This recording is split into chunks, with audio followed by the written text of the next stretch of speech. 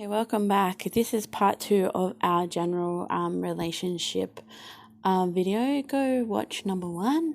This is continued. So like we were saying, get back in touch with that marriage, put to rest any of that negativity, and know that all that hard work is going to be paid off. Good fortune and sudden wealth is coming your way. So whether this is from your own hard work, getting to do savings, investments, all that type of things, that is all coming.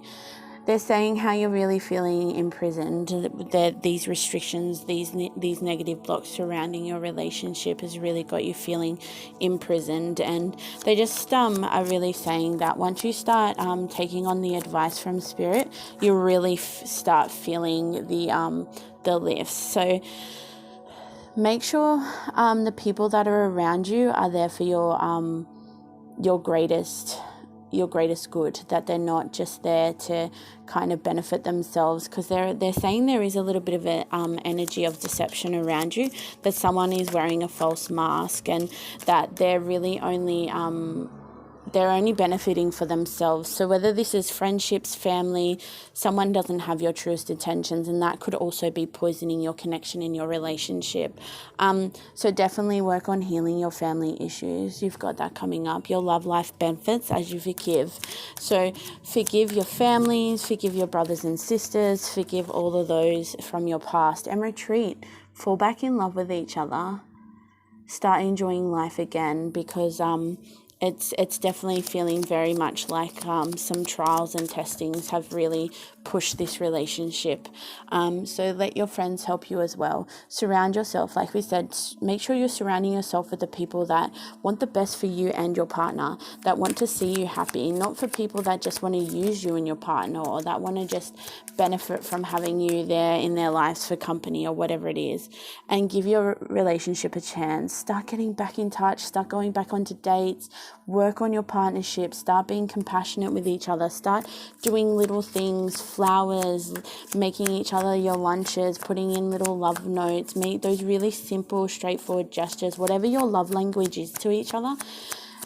Sit back and reflect and see if you've actually been doing that love language, or whether it's fallen off track because of this testing time. So whatever it is that you do for each other that makes you feel loved and worthy, start doing it. It could be simply as bringing your partner a beer at the end of the day, or having the beer ready and cold, or picking up a beer or something like that. And for your partner, maybe she likes plants. Go and buy her a plant, not flowers. Buy her a plant that you thought about. Those really small things that are your love languages, that aren't a big parading romance. I know there's lots of people that have been together for a long time and they don't necessarily do that kind of young love honeymoon stuff, but they still like to do those little love language things. So get deep, have dinner ready when they get home. If it's always the husband cooking, the wife can do it if she's home early. If it's always the wife, maybe it can be the husband. If it's always the parents, maybe you live with adult kind of children, that could probably start organizing or ordering food. So get to know each other again. Like, they're really saying to get back to basics, to really get back to being friends with each other, enjoying each other's company, working in the garden together as a team, high-fiving each other for the good work you've done for the day, sharing a drink together on your veranda, and just being with each other again. Because they're really stating that this is your soulmate, and that, you've probably had a bit of codependency on each other. So one of you or both of you have taken that for granted a little bit, and that's why, with all the stresses and all the other blocks filling up your cups, that's why that codependency has gone quite sour. And let go of control. You can't control each other.